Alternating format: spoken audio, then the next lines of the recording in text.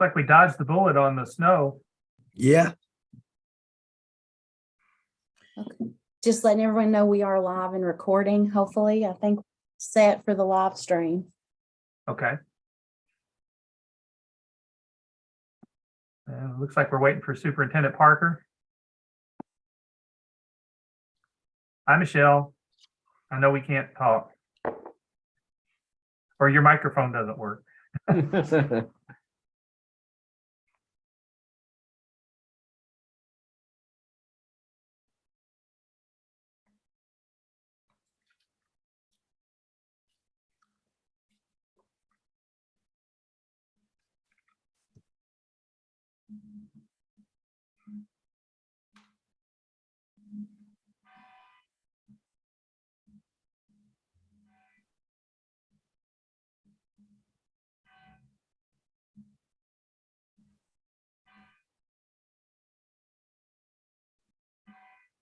There you go, Michelle. I got you back in. And just admitted Superintendent Parker.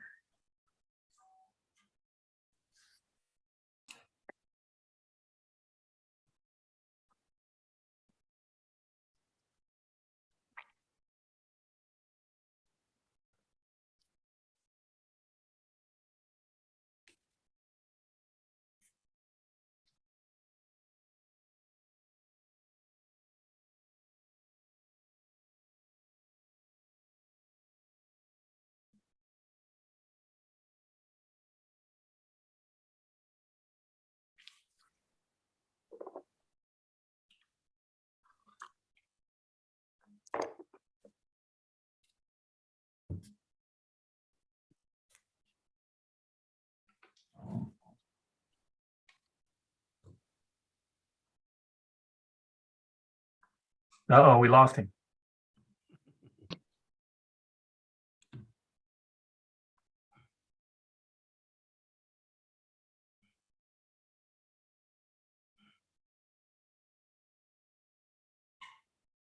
There he is. I think you're on mute, Superintendent. Oh, he's on his phone. Okay.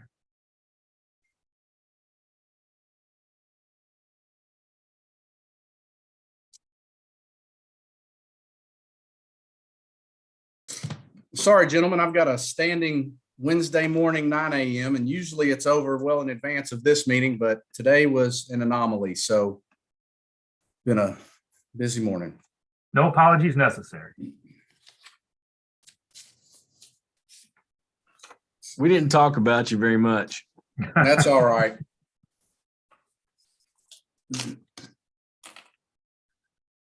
All right. Well, everybody's here. I guess we can go ahead and call to order and let the meeting minutes reflect that everyone is here, Mayor, Superintendent, and Judge Executive. We have the meetings. Now, Jessica, we can do this before the chair is, the new chair is nominated, correct? Correct. According to Robert's rules, so long as all legislative body members and representatives on the commission are present and there's a quorum, we can still conduct routine office business, which would include the first 3 items on the agenda as they occur in every meeting. So we're still all set for that. And then, of course, the new chair will be nominated today.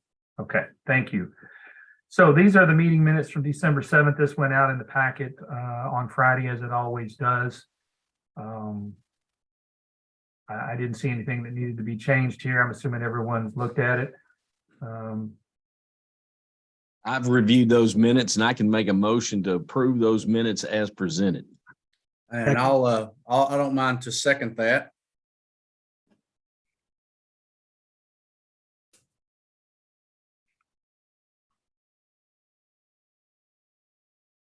All right. So now we move on to item number 4. Technically, at the moment, we're operating without a chair. In the past, Mayor Prater had taken that role and also the bank reconciliation review. So Hey, Scott, just to be clear, would we need to officially vote on that for the minutes? That's what I was thinking as I was well. gonna say, I can't call for a vote, but So we had a motion and we had a second. Do the commissioners, would there be, would they all approve the minutes as presented? Aye. I do. Yeah.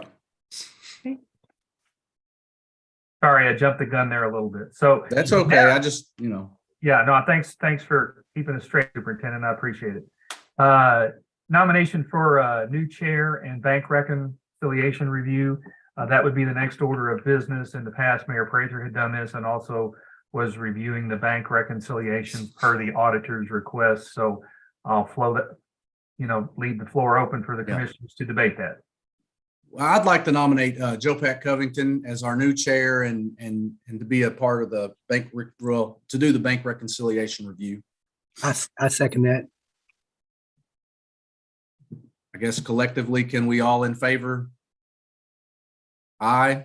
Aye. I'll accept with reservations. Well, Judge, let me tell you, the bank recon review, if you want to have Stacy or Karen pencil me in on your calendar when you have time. I mean, it's literally probably a 10-minute conversation. I can go through it with you. You're not reconciling the bank statements. We have already done that here. It's just the auditors have requested that we have one of the commissioners review that and just sign and date that it has been reconciled. So at the conclusion of this meeting, we'll reach out and try to get that on the schedule to do so. Yes, I've got the December bank recon all ready to go for you. And I mean, it's literally probably a 10-minute conversation. I can run through it with you. Very good. I believe the next item on our agenda is P&I abatement request presented for review, discussion, and approval. Scott, could you share information in regards to that request? That should be up. Is everybody seeing that now? Yes. Okay, so Yes, okay, now the item says approval, but technically only where we are actually abating penalties and interest do we need approval. This is a denial, and this is really just pretty much for your information. It's your opportunity to ask questions, but technically we don't need an approval motion on this since it is a denial. What happened in this case is a taxpayer via their tax preparer request an abatement of $139.90, and this is net profit, late filing penalties and interest that were assessed for tax year 2021. The tax preparer states in the request that they filed a federal extension and they thought they sent the Revenue Commission a copy, but unfortunately the Revenue Commission never received the extension request for the taxpayer's account. Per our penalty and interest abatement policy, which clearly states that reliance on internal or external agents of any kind are insufficient to establish reasonable cause for penalty and interest abatement. It is the Revenue Commission staff recommendation to deny this request for penalty abatement. Now, the taxpayer in this case, as in all cases like this, they do have recourse as they may request reimbursement of the penalties and interest from their tax preparer due to their oversight. So that's the detail, the narrative on that. It would have been $75 in penalties, $64.90 in interest, and then there's the city, county, and school portions of the abatement request, what they would have been. But again, we are requesting denial. And Scott, I'm sorry. Go ahead. I was just going to say, and I mean, this for me runs consistent with how we've had similar denials in the past. Yes, this is one of the more common ones we get that, my CPA messed up or, the people at H&R Block messed up. And 20 years ago, I was in district management at Jackson Hewitt Tax Service.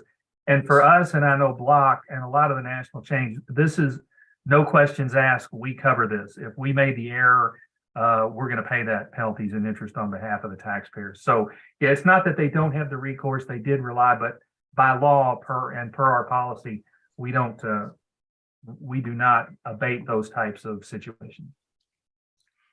So Scott, just for clarification, you're just saying that we needed to have this on the record, but the commissioners do not need to actually take a vote to approve that. That's right. You need to only technically approve the ones where we are abating, and we'll either be sending them a check or we will be waiving these if they haven't paid it, because they can make these penalty and interest abatement requests having not paid the penalty and interest. They need to have paid the tax liability involved, but they can actually make this request having never paid the penalties and interest, in which case we we send them notification either way and let them know that if we have approved it, that it's been approved and either they have no further action if they didn't pay it, or we will be sending them a refund check. But yes, these denials are mainly just a courtesy so that you have a sense of what kind of abatement requests we're getting month by month.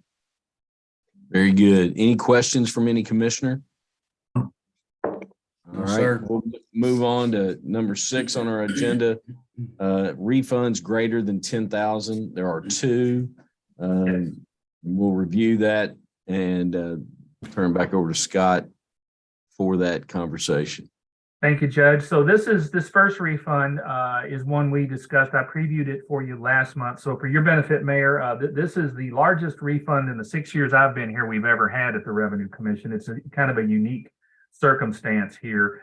You can see it's $347,000. 138,000 is the city's portion, 139 is the county, and 69 is the school board. The narrative on this is this request is due to the taxpayer overestimating the required net profit tax deposit they remitted with an extension request. And after we completed an audit review on this, it's our recommendation that we do approve this refund. And as I shared last month, what we think happened here is that when I looked at the taxpayer's actual filing for 2021, it looks like their tax liability with us, city, county, and school, was about between $33,000 and $34,000. So it looks like to me somebody made a mistake when they did the deposit with the extension request, and instead of the deposit being in the $30,000 range, they added a 0 and it was in the $300,000 range. So wish somebody could stay like that for me. yeah, I know. That seems like something that could be quite a windfall, obviously. For these. But I'll tell you, if I told you the name of this company, you'd recognize it. It's an American company. It's been around for over 100 years. Sadly, it does not surprise me that this didn't raise somebody's eyebrows at some point in the process. But nonetheless, it is what it is. And the concern I had when I previewed it last month was in December, would we have the net profit refund revenue, city, county, and school, to satisfy this refund request? And we do. We had plenty, and you still got net profit refund on top of that for the month of December. So we went ahead and said, okay, we've done a secondary review. Let's go ahead and approve this. Well, this does require a motion. yes, sir. Any other questions? And would there be a motion to accept and approve the recommendation of staff for the refund as submitted? I'll make a motion to do that. And I'll second. Any other questions? All those in favor, please say aye. Aye. Aye. Any opposed? Motion passes. And the next one, Scott, thank you. Yeah, thank you, gentlemen. Okay, and again, for your benefit, Mayor, this is a more traditional refund request we bring you over 10,000. Usually they're in the $10,000 to $30,000 range. Okay. This particular situation, it covers 2 tax years. It's a net profit refund request for 21 and 20, and you can see the city, county, and school board portions of this refund. This is due to the taxpayer making an error in their net profit apportionment calculation for tax year 2021. And the net profit apportionment is where they figure out how much of their business is actually being conducted here in Georgetown or Scott County. During the audit process, we discovered they had made not only this error in 2021, but the same error in tax year 2020.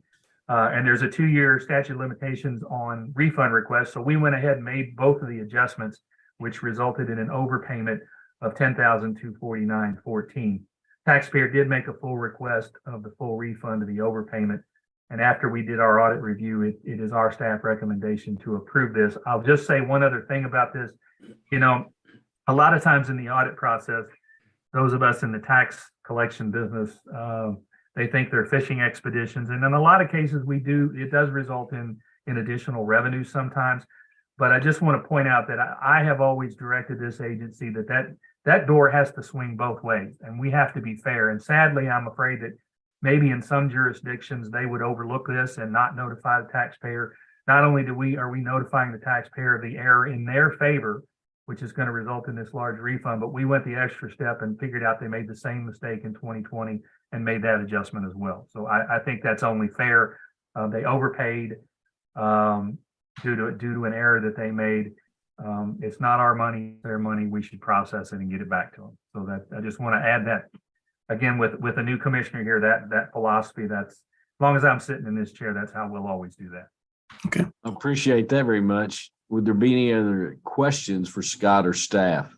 And would there be a motion to approve as recommended?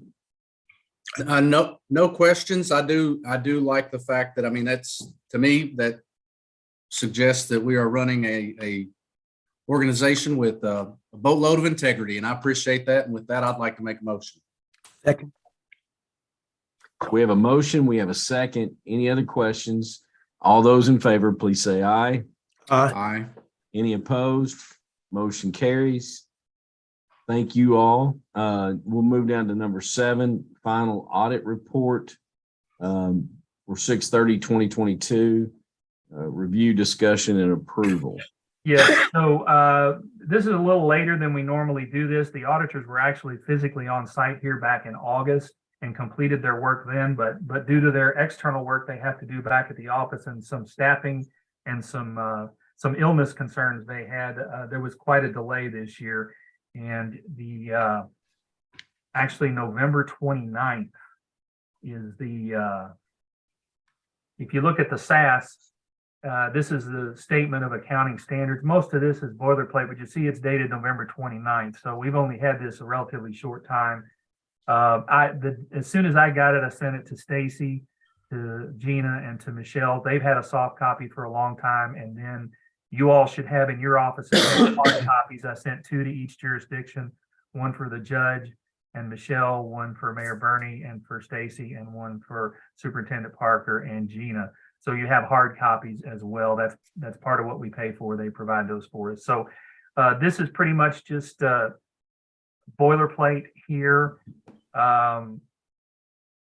This one item here I did want to bring to your attention in the corrected, uncorrected misstatements. This is common that these material misstatements are detected, and as a result of the audit, we corrected those while they were still here on site. This particular one, I still have to verify the number with the auditor, but it might result in an additional small expense from the jurisdictions due to how we did our compensation during this fiscal year. So what happened was in July of 2021, there was a COLA that the commissioners approved, but then we did a compensation study over several months, and there was another set of increases to adjust for our compensation in October. And so when I did the mid-year budget adjustment in January of 2022, I think I made a calculation error, not in the 6 months, the first 6 months of this fiscal year, but in that short period. And it was a weird, like on October 12th or something, when the pay period started through that December 31st, there was, I think, some type of error in calculation. It might be the other way where you pay too much for this, but it kind of looks like to me it might be where there might be another small amount, and we'll deal with that in a future meeting once I get in touch with the auditor. Most of the rest of this has to do with GASB 87, and please don't ask me to explain that. I think Stacy can tell you that's the bane of accountant's existence right now, is this GASB 87 with the leases. So I know Michelle and I have had a conversation about it as well, and I think Gina and I as well. So, but most of the, I'm sorry. On ours as well. I was gonna say, I think I've got adjustments to make to ours as well for leases that they told me about. So, and if you'll remember from last year, Judge and Superintendent Parker, that we jumped the actual, this I think was the first year it was required, wasn't it, Stacy? Because we actually did it. So. We did it a year early and started it last year. You all may have done it a year early. We started it this year and had to do a restatement on last year's numbers with some of our lease accounting. And you're right, it's very tricky and complicated, and we do the best we can to make the entries on our own, but exactly, the auditors have corrections to make. So the key takeaways from this SAS are they encountered no significant difficulties in us. We have a good relationship with them. We're very accommodating for whatever they need. They usually we have everything pulled or either uploaded electronically to their portal before they even get here. They're pleased to report no disagreements in the course of the audit. So again, Stacy, you've seen a lot of these. This is pretty much just a boilerplate statement of accounting standards. This is what we did and how we did it, basically. Any commissioners have any questions on this? Yeah, well, I'll make the comment that this confirms, what Billy just, shared as well, that the operations at the Revenue Commission are being done in a manner that's appropriate and following policy and best practices and done with integrity. So I appreciate you all, sharing this good news, but it's just confirmation to me what I already know, that you all are doing a great job and working very hard to do things the right way. We certainly appreciate the kind words. There's two other things I like to share with you. This is the big document with all the financial statements, and I'm sure you've gone through this thoroughly with a fine-tooth comb. I say that with tongue firmly planted in cheek, but I always like to go to the last page, which this is what we like to see. No findings or responses, nice clean audit. That's definitely what we're looking for in this. And then the other page I always like to share with you is a schedule of tax receipts and remittances to tax authorities, because this is some good high-level information. $48.4 million is what we collected during that fiscal year. That is the largest single collection year in the 18-and-a-half-year history of the Revenue Commission. So I like to highlight that. This is what our budget was. So this is the revenue, the cost to collect this money.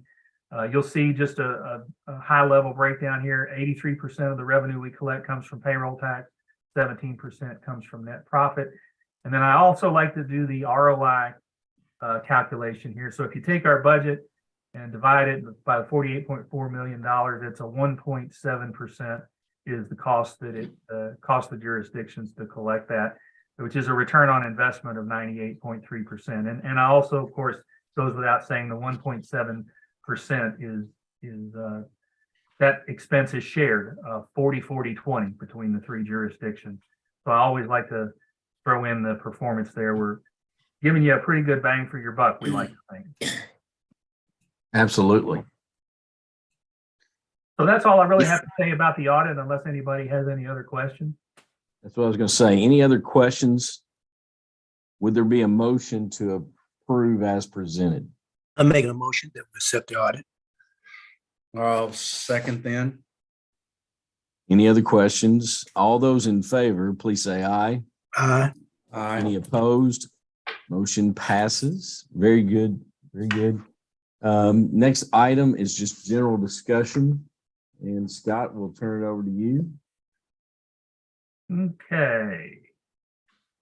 Let's see here. Okay. So these, again, Mayor, for your benefit, since it's your first meeting, these require no board action. This is just information I like to give you every month.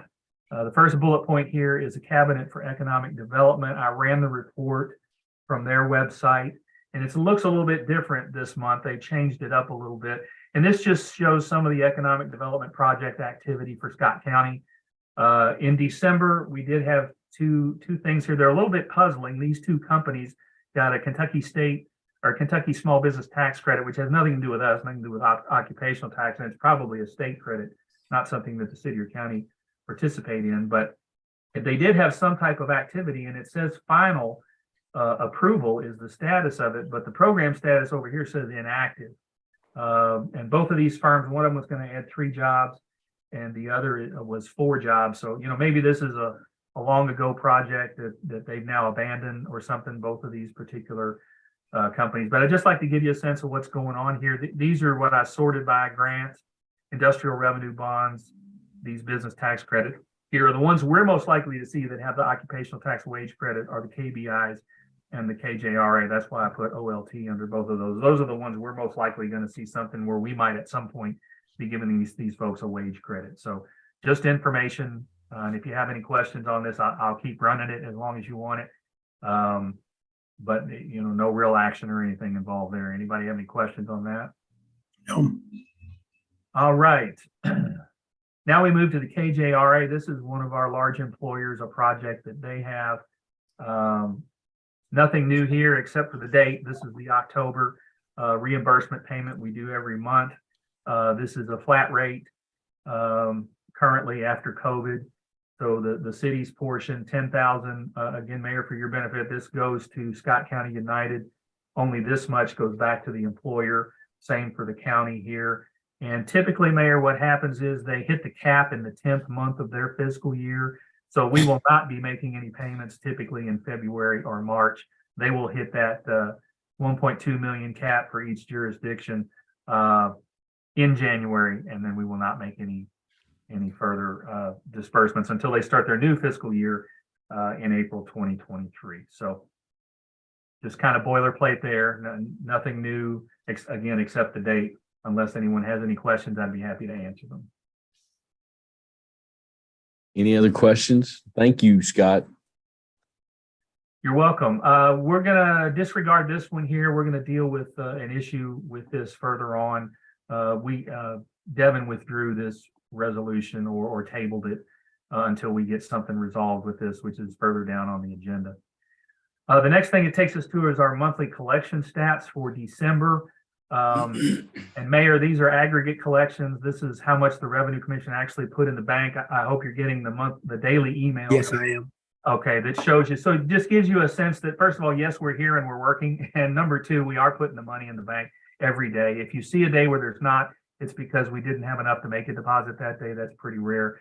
We usually have something every day to put in. But that gives you, this is what this Monday looks like. But these are, because it's real-time numbers, it's unaudited, and it does not tie back to your net distribution payments, which are net of refunds, financial inducement payments, and our Revenue Commission expenses. But December was a good month overall. Revenue Commission, we were up $316,000 in collections over the same month last year, which is a little over an 8% increase. You can see the city's portion of that's 137,000, or an 8.8% increase. The county's 140,000, or a 7.7% increase, and the school board beat the prior year by $38,000, or a 7.86% increase. Now the month is one thing, but I think this really tells the tale, and I like to share this every month as well. The yellow box is, of course, the Revenue Commission's performance. This is the same information I just gave you for December is plugged in here, but it's got the whole rest of the fiscal year in here as well. And then all of this broken out by city, county, and school board between the black lines here. So as we sit right now, halfway through this fiscal year, we are currently $2.8 million over the $48.4 million that we collected last year, which again was a record. And you can see the city here, 978,000 roughly, the county 1.5 million up, and 297,000 for the school board. So we're in a real healthy place right now, halfway through this fiscal year. Of course, we don't know what's going to happen in the next 6 months. There's a lot of noise out there going on. But we are, if this trend continues for the second half of this fiscal year, we are on track to potentially break the record again and perhaps exceed $50 million in collections for this fiscal year. If not, if things go sideways and a lot of the recession talk turns out to be true, I try to be optimistic and say we got a nice cushion here to try to soften the blow. Any questions on the fiscal year or the quarterly collection stats? No, I appreciate that information and data very much. You're welcome. Okay. So we looked at the collection stats. Now this is a red letter day because those of us in tax collection, I can tell you, not a lot of people love tax collectors, but so when we get these kind of feedback from the taxpayers, I like to share it with you. This is from December 15th. Ms. Jones that is mentioned here is actually our administrative assistant, Pam Jones, who does a great job. And this is proof that she's doing a great job. This gentleman, first of all, he thanked her for the info he requested. He says, I want to tell someone and may send a message to the mayor, whoever suggested. I have been a contractor in Lexington for 37 years. And I must tell you, I'm so impressed with everyone I've dealt with this morning in your town. From building inspection plus the inspectors to now you, referencing Ms. Jones, actually responding. I'm very impressed with everyone so far. Fayette County, I think, forgot a number of years ago that businesses brings in the revenue and builds things. You guys all have been so great to deal with, and therefore kudos in many things. So again, don't see that very often. When we do, it's a red letter day, and I always like it to share it with you. And when I got this in December, I did forward it to Andrew and Mayor Prager. Good stuff. Always want to hear positive. So that takes us to the last part of the general discussion. We have broken another record here, 1,199, one shy of 1,200 brand new businesses registered with the Revenue Commission. Wow. That's an average of 100 new accounts, obviously, per month. And you see it beat last year by quite a bit as well. And you can see how that compares. You know, we've come down in the closures, which a lot of that is account maintenance. That's not actually businesses packing up and leaving. There's some account maintenance we're still working through there. You can see the December, we had 72 new, 52 closed, and you can compare that with 54 and 216 from a year ago, December 2021. And just for some context, I pulled this up. This is from when I started. I started in July 2016, which was included the first full calendar year. When I first got here and saw 744 a month, I was blown away by that. I thought that was amazing. But you can see, other than a dip in 2020, and we all know what that's about, it's been a steady increase all the way through here. So we're currently sitting at 9,270 open active accounts. Using these numbers, even with our account maintenance in here, we're still net over this period, 1,792 new accounts. So just give you some historical reference going back several years as to what that means. But we've broken another record there, almost 1,200 new accounts this month. So I always like to share that with you, and I give you these monthly updates as it compares with the prior year as well. Thank you very much. Great information. Any questions or comments? All right. So that takes us to the discussion of the federal H-2A employees issue that has recently arisen. That's why we pulled back the regs. The regs were approved last year by the commissioners, but the next step is to codify that with the city, county, and school board. But now we've had this issue pop up. So let me pull up those minutes. These are the minutes that Jessica found. And you'll see here, item 2,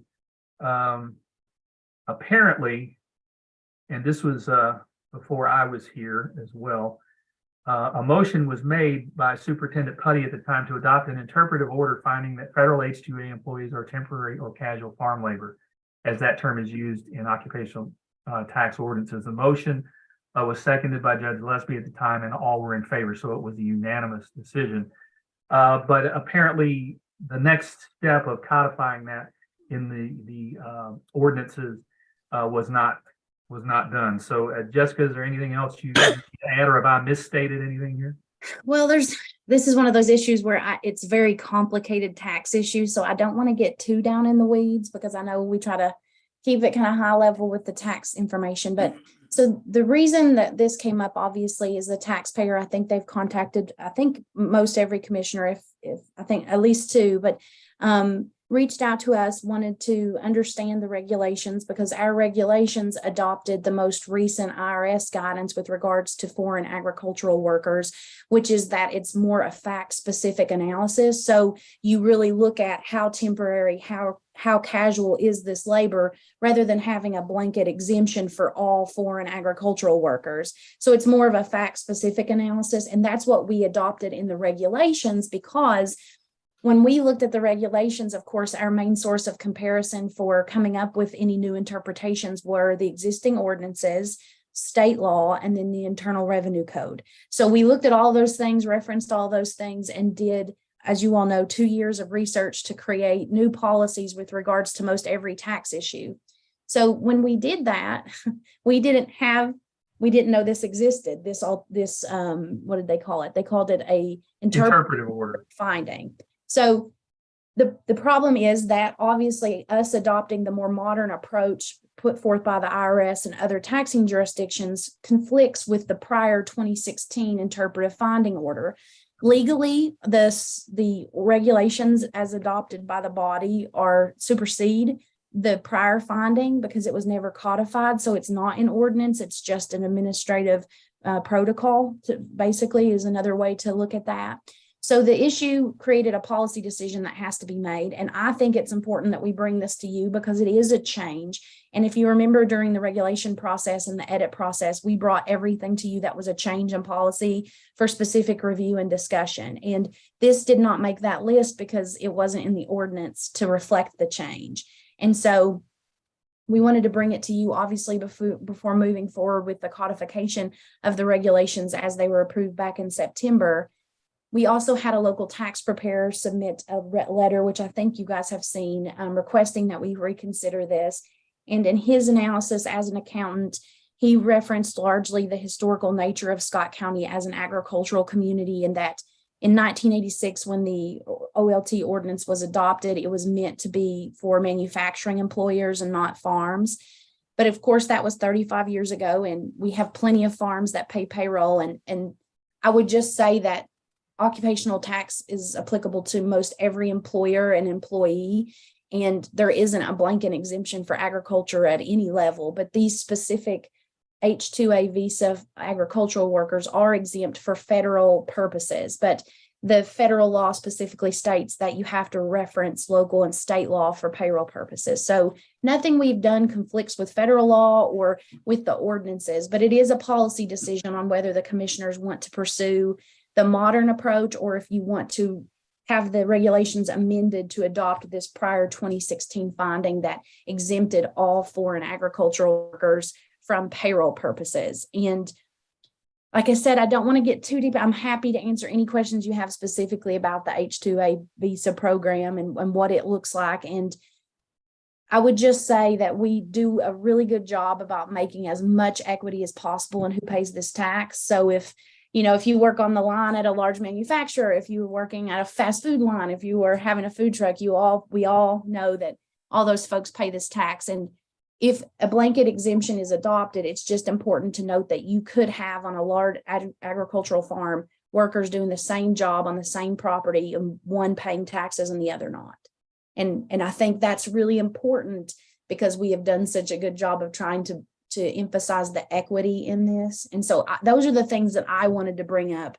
It is a policy call. And so whatever is decided, we can amend the regulations to adopt this finding, keep them as they are. But we wanted to bring that to you before anything moved further in terms of the codification for any of the jurisdictions. So my understanding is that the fiscal court has an ordinance that's passed and that exempts this as well. The ordinance says temporary casual farm labor, but it's not defined. The ordinance for all three jurisdictions for occupational tax says temporary casual farm labor. And so typically in occupational tax, what that means is if you hire a fence repair person and they're there one day, if you hire a person that does hay one day, we would never tax those people, and they can write that off as incidental payroll. But the problem is that some of these larger farms can have $4 or $5 million worth of incidental labor that they try to exempt from the payroll tax using the H-2A program. And so the way that the analysis has worked in most jurisdictions is that when you look at the duration of those folks and how long they're here, the consistency with which they work, they come back for repeat seasons. Sometimes they'll rotate farms and be in this area for the entirety of the year, that those don't meet the requirements to be considered temporary or casual. But because those aren't defined, that's where there's this nebulous gray area that was really a policy call on whether we want to consider those specific workers to be temporary and casual when in fact they could be here for months and months at a time. So there is an ordinance for all three jurisdictions that exempts temporary casual farm labor. So that is absolutely true. But it's those two terms that aren't defined that create this problem of what is temporary, what is casual. If I go to the same farm every season from June to November, and I live there and I work there and I get paid by W-2, I'm provided a uniform, I report at the employer's direction. Is that casual? Is that temporary? And so again, total policy decision that has to be made. It's not elaborated in case law at the state or federal level. I've checked, so had a prior council.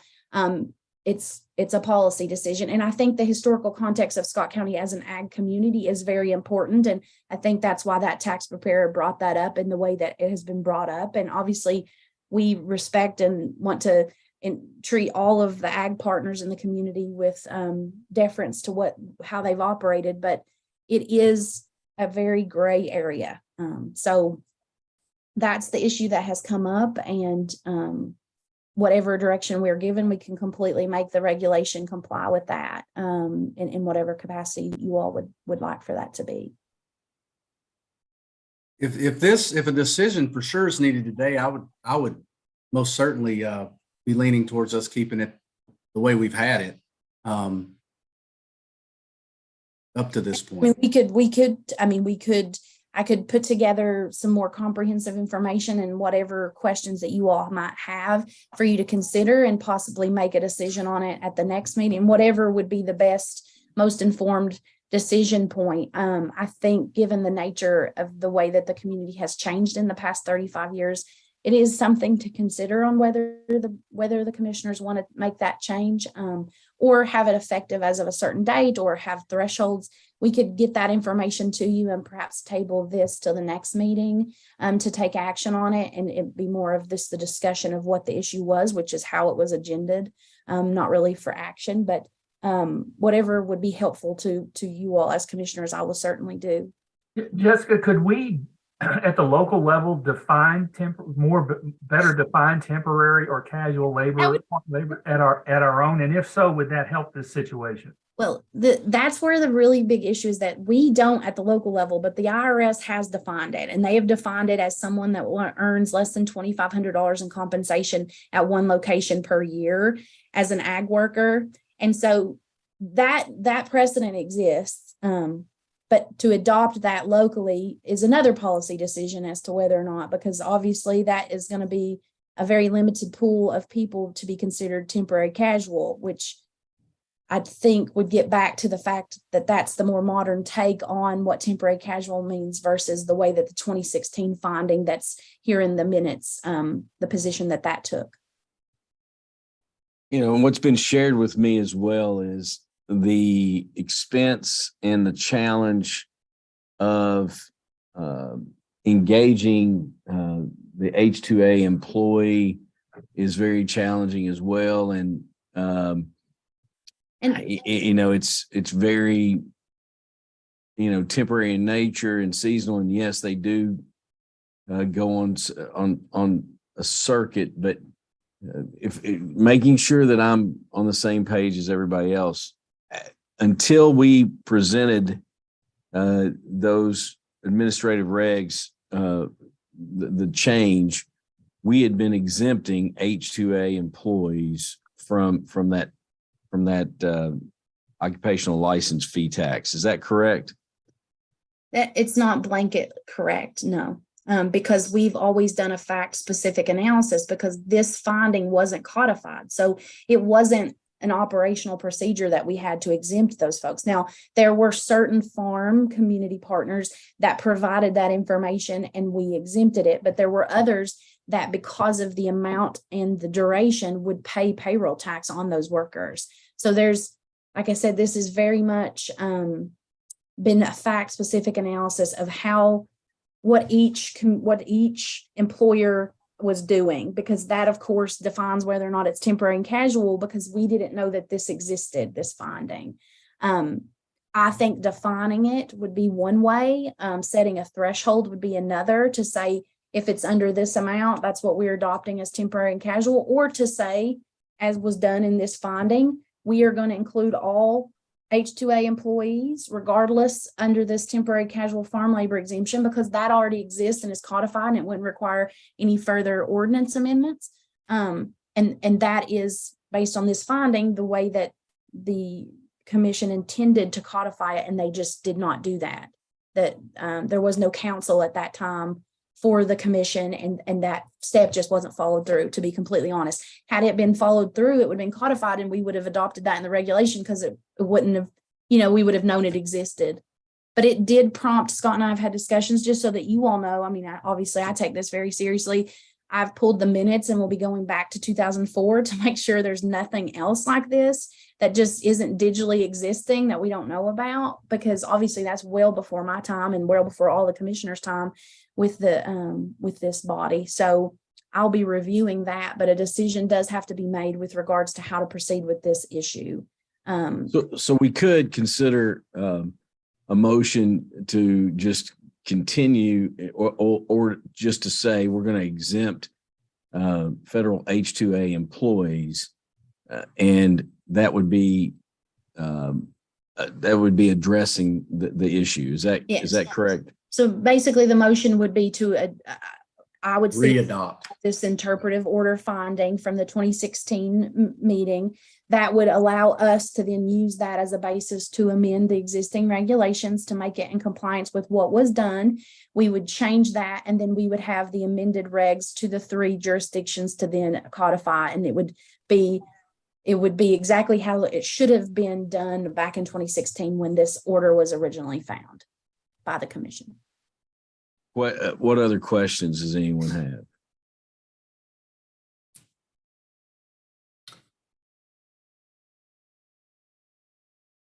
I'm not, I would probably lean towards just affirming what that did and then make the motion to exempt the H-2A employee and move forward. Yeah, so I think we would just need that motion, just like you stated there, to adopt the interpretive order from the 4/27/16 meeting and to amend the regulations to reflect that. So if that motion can be made. I'll make that motion. I'll second it. Any other questions or comments? All those in favor, please say aye. Aye. Aye. Any opposed? Motion passes. Thank you all, and thanks So for the I receipt. will, that amended regulations will be presented, I would imagine, at the next meeting, since that's a quick amendment. All right.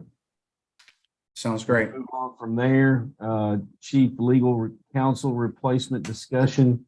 As you all know, Andrew served in that position, Andrew Hartley, and that leaves a position that needs to be addressed with the Revenue Commission.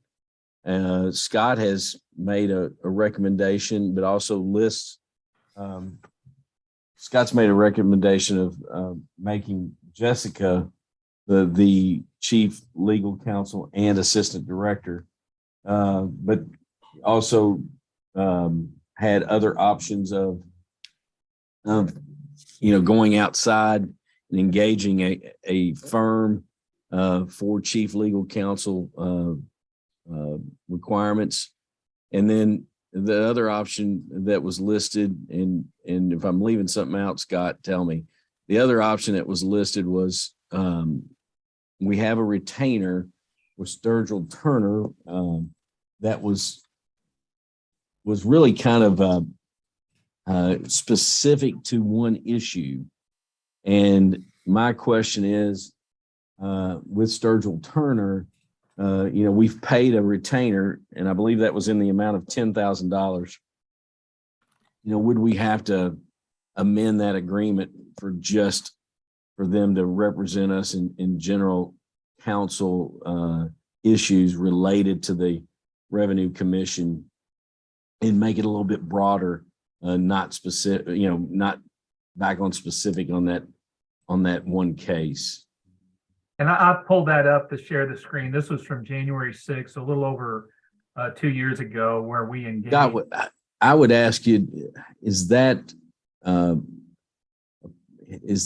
something that's shareable because of the name of the client, possibly? Yeah, let's pull that down. Probably not. I had sent it to each of the 3 commissioners separately. Yep. No, you had, I believe, Scott, you sent it. I believe I might have a copy of it from here at something where we talked about that recently. So yeah, I when this issue came up, I think the judge had requested that, and I sent it to each of the 3 of you. So yeah. So I've kind of gone over on the very surface. One option would also be is, is to allow, if Sturgill Turner would amend that agreement to make it more broader, then, we could revisit, is that the best for the Revenue Commission to have outside counsel or inside counsel? And that could be revisited at the budget process as well. I personally probably would lean, since we already have $10,000 with Sturgill Turner, just for the sake of this situation right now, I would ask to investigate the ability to look at if that could be broadened. And then I'll ask for any other comments from anyone else.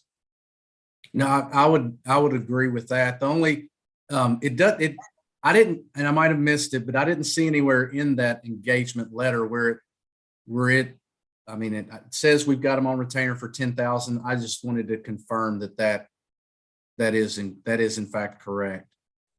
Well, yes, they did do some work, very limited work. I think we got an invoice from them for the number $304 sticks out. So the majority of it is still there. There was a call. It was ultimately settled with that particular taxpayer, and no litigation occurred. So yes, technically the money's there. I guess I could reach out to Charlie Cole and ask him if we could use it for other purposes.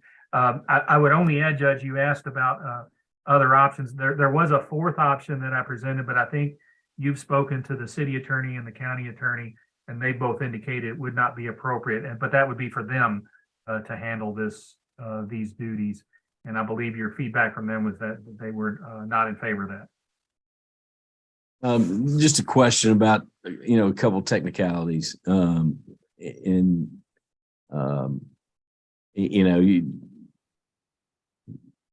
We need to just, in my opinion, look at, do you want an external third party representation that gives us another set of external eyes, or do you want an internal general counsel that's there and a full-time employee of the Revenue Commission? With having that retainer with Sturgill Turner, if they would be willing to broaden that for just general counsel until we go through that retainer, and then then we could revisit it, or I'm open to any conversation and questions from any of the other commissioners or staff. Well, I like the idea of the fact that if we already got them on retainer and if we still got money left in there, why not use their services until that, till we use it up? And then we can, like you said, we can then go back and revisit, do we need to do a step further by having somebody of our own, or continue with them? Thank you, Mayor Jenkins. Billy, anything else from you? No, that's, I don't, with all due respect to the city and that how we've got this situation where their decisions are creating situations where we need to make decisions. I think that this, in my mind, is is a cautious way to proceed.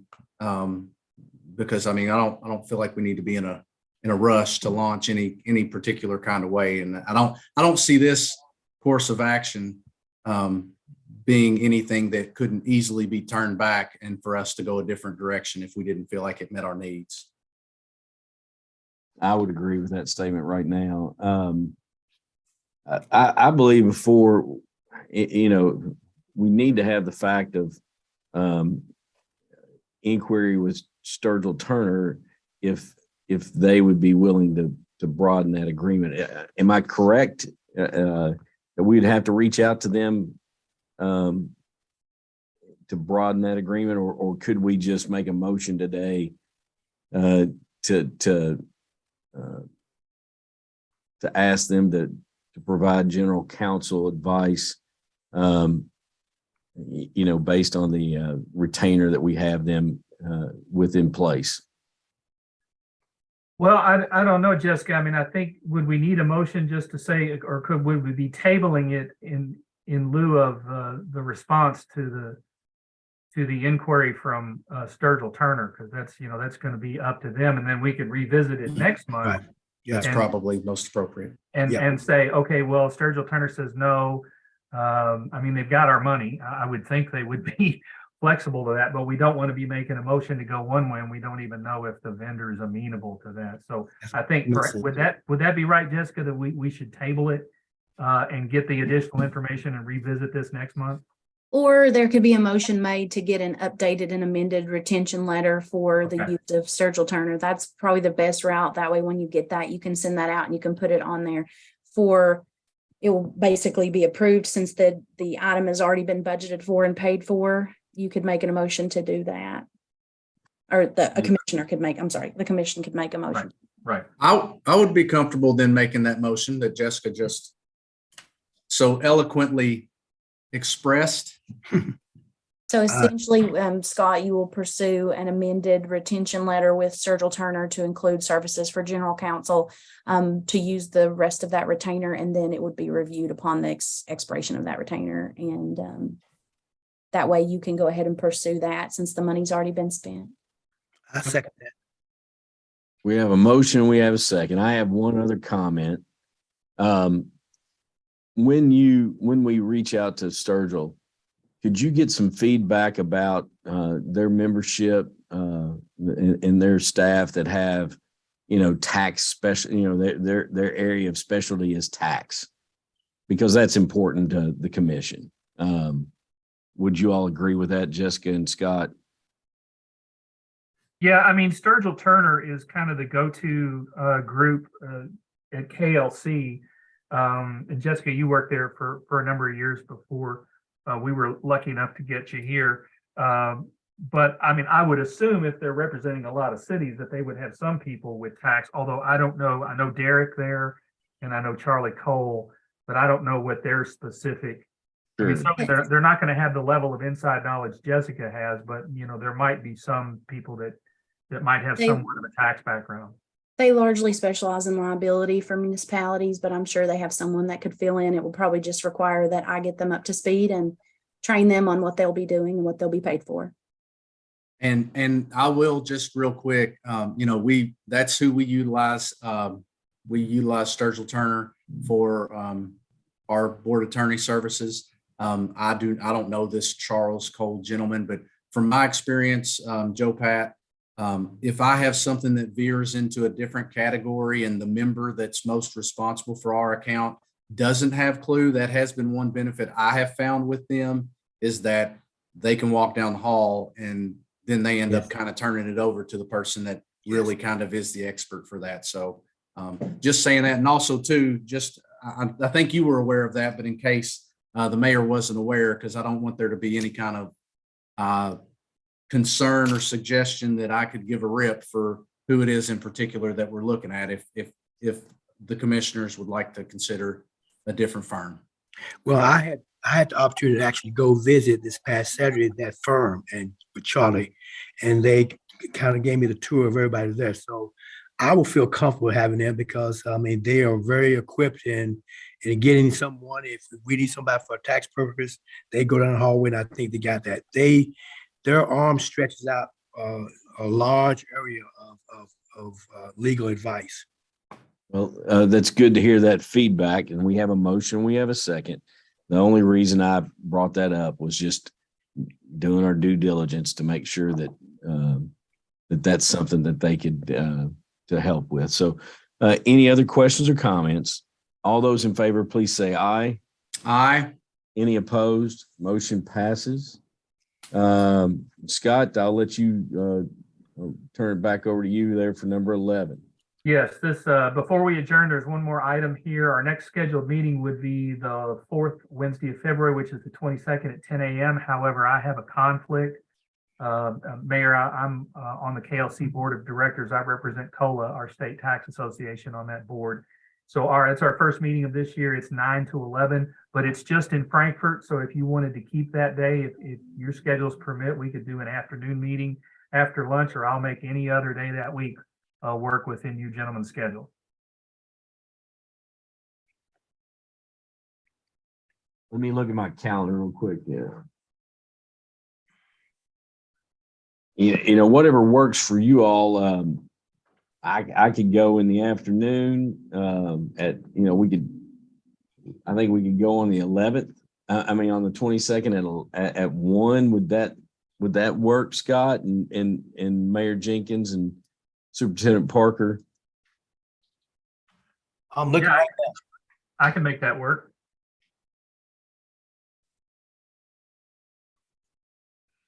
what time in the afternoon on February What- 22nd? 1 Looks good for o'clock. me. What time? 1 o'clock. I'm good.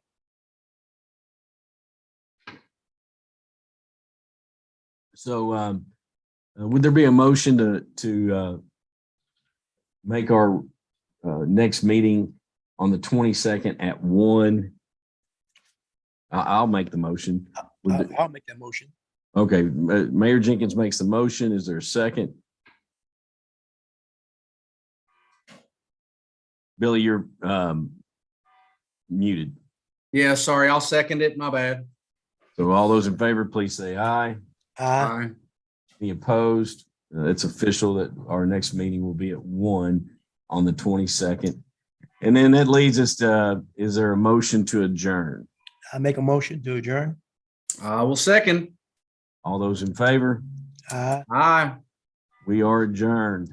All right. You all, thank you Thank- for your time and Thank appreciate, you. Thank you. appreciate the work that the Revenue Commission and staff do. Thank you all. Thank you all. Thank you, guys. See you all later. Right. Bye-bye.